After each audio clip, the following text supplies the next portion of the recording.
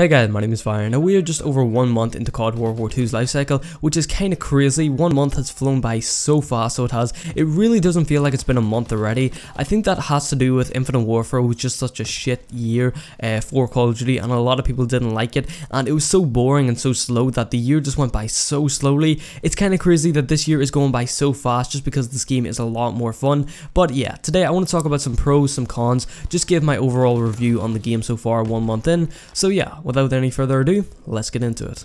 Starting off here, I want to talk about the maps. The maps in this game, there's 9 maps, and this is actually one of my least favorite things about the game. The maps in this game are good. I actually really like the map design and the way they play. I think the map quality is pretty good. There is some maps I don't like, such as US Texas. That's probably one of my least favorite maps in Call of Duty right now. And there's another map, which is the biggest map in the game. For some reason, I can't remember the name of it, but it is like this big snowy map, and it has like a train in the middle of the map. Personally, I understand a lot of people don't like that map, but myself, I really enjoy it. I think that's just because I do pretty well whenever I play that map. Usually I just go up on top of the tree and have like a rifle or something and just shoot down on people, and generally I can go on some pretty high kill streaks, or else people just have no idea what they're doing on that map, and I find it very easy to kill people. Some of my favorite maps is St. Mary de Mont. I really like Point to Hawk.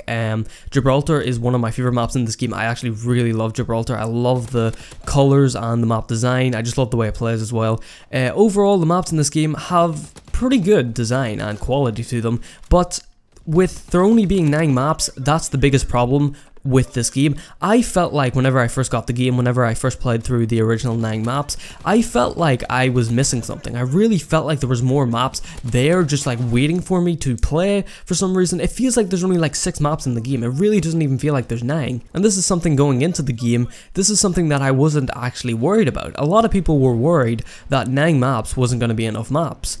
I really see why people were worried now. Going into the game, I thought it was going to be fine. I thought, okay, 9 maps, that's only like a couple of maps off of from what we usually get each year anyway, so it's not going to be that big of a deal. Like, what did Black Ops 3 have? It had like 12 maps or something, did it? 11? It wasn't that far off of 9, so I didn't think it was going to be that big of a deal. But going into the game now, it feels like there's only 9 maps, and it really feels like we're lacking in something. It really doesn't feel like there's enough maps here, and Call of Duty is a game where you play the same map over and over again. It's a very repetitive shooter, but at the same time, I don't know, it's repetitive, but it's fun.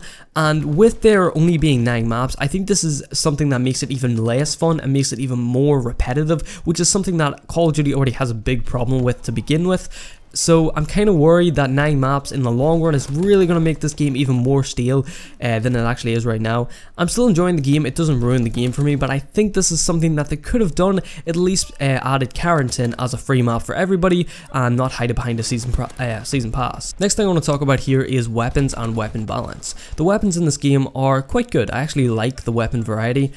Something else that people were worried about going into the game is that there wasn't going to be a whole lot of weapons or enough weapons going into the game, which is kind of ironic. This game just seems to be lacking in content all around. I think there's something like roughly 30 something weapons, which is kind of standard for what we usually get with Call of Duty, but considering there's only like is there 4 sniper rifles, I think, 4 shotguns, different things like that, which is kind of standard, I guess, even a bit more than what we usually get. Do we not usually get like 3 shotguns? I'm not too sure. Yeah, but regardless, the weapons in this game, I think there's enough variety there. I actually don't mind the weapons, even though it does feel like there is lacking in weapons. I just want more weapons to play with. This is the same with every Call of Duty game. You always want more and more and more, even when there's a lot of content there to begin with. You just feel like you're lacking in something, and you feel as though there's something missing, even though there really isn't. I don't know. I think there is enough weapon variety there, and as we know, there is weapons come to the game. Hopefully they add them in a way that isn't bullshit and not behind supply drops, but I guess we're just gonna have to wait and see. So how is weapon balance? Weapon balance is something that a lot of people were worried about, considering Sledgehammer's track record with Advanced Warfare, but I think weapon balance is pretty good so far in the game. Even though a lot of people have been complaining about the bar, I think that is one of the biggest things, and sniper rifles, which is something that I can make a whole separate video about, and how sniper rifles are not overpowered in this game. Black Ops 2 had better sniper rifles. Sniper rifles are not overpowered. If you hit your target, you get a 1 shot, it's fine. It's not like they have some sort of crazy aim assist. Actually, the sniper rifles pretty much have no aim assist in this game. Most of the weapons have no aim assist in this game. Sniper rifles, in my opinion, are not overpowered. That's just something that I'm gonna say. They're fine. They're balanced. If you complain about them being overpowered, I don't know what to say to you. They're really not. it's the same with any weapon. They're a lot harder to use than an SMG or something, and they're supposed to be harder to use, but if you are accurate with them and you can hit your shots, then more power to you. So yeah, the bar is a big weapon that a lot of people were worried about, and the bar has got a slight nerf. It has got a fire rate reduction, a hip fire reduction, or hip fire increase even, and as well a recoil increase as well. So the weapon has got some nerfs all around. More people are saying though that the bar still needs to be nerfed even more, because the time to kill is the exact same, and even though it is harder to use, it's still relatively what it was at the launch of the game, and it's still very easy to use. The recoil isn't that much and it's pretty easy to handle.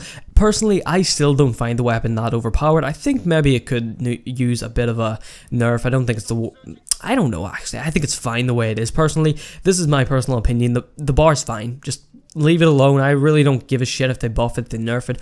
Do whatever the hell you want with it. It doesn't bother me. I pick it up sometimes and I use it, and I used to find it a lot more powerful than what it was, but right now I just don't care about it. I think it's a good weapon, definitely one of the best weapons in the game, but I still don't consider it overpowered. At least not as overpowered as people are making it out to be. Divisions in this game is basically the new creator class, and a lot of people were kind of skeptical going into the game that divisions were gonna basically have a lack of customization, and realistically they do, but at the same time there's still enough customization in the game to make the game enjoyable to play, and we have enough variety within weapons and perks and different things like that. But one thing I don't like is the launched division skill is pretty stupid. I really don't think that you need to have a division skill, or you should need to use up a division skill to have a launcher, especially if you're going for something like chrome camo. Say if you're going for a weapon, some people like to, in Black Ops 3 for example, when people were going for dark matter, they went for the launchers. They used their launchers, and as well they used their weapon at the same time, trying to get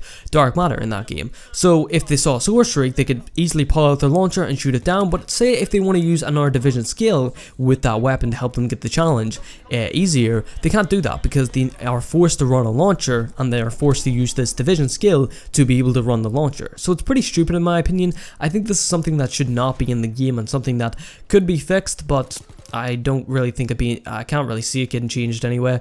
But yeah, that's just my opinion on things. Overall, I don't mind divisions. I do prefer pick 10, and I always will prefer pick 10, I do think. But yeah, divisions aren't bad. I don't think they're a horrible feature that is ruining the game by any means, but I do think pick 10 or pick 13 or any other system that we've seen in the past, besides Call of Duty Ghost system, even though it was very innovative and it did have some cool things, I actually really liked the way you had like so many perks to choose from, but at the same time, I still didn't like that system too much.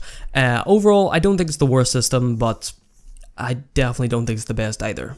Okay, at the end here, I just want to take some time to sit down and talk a bit about supply drops. Supply drops are a very controversial thing within Call of Duty, and a lot of people generally get very annoyed at them, but personally, I think the way they stand right now, I think they're fine. I think they're absolutely fine. I don't mind the variants. The variants are completely cosmetic, besides the XP gain per kill, which doesn't really affect too much, and some of them look absolutely badass. For example, the checked out Mark II for the Type 100, I just got that after opening my 100 supply drops a couple of days ago, and that variant just looks so sick. And the amount of ways and options that you have to gain supply drops through orders, through contracts, through gaining them randomly through a game, there's just so many options and so many ways that you can earn these supply drops. You earn them a lot more frequently from what we've seen in previous years, and this is a very, very good thing. I was able to save up over 100 supply drops in how long? Well, actually it took me like 3 weeks, but I'm prestige like 1 level like 50 or something. It took me to get over 100 supply drops, which is not that bad comparing it to something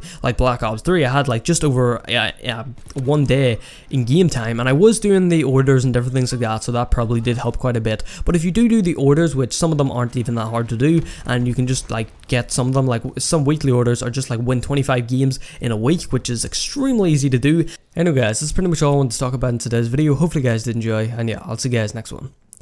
Peace out.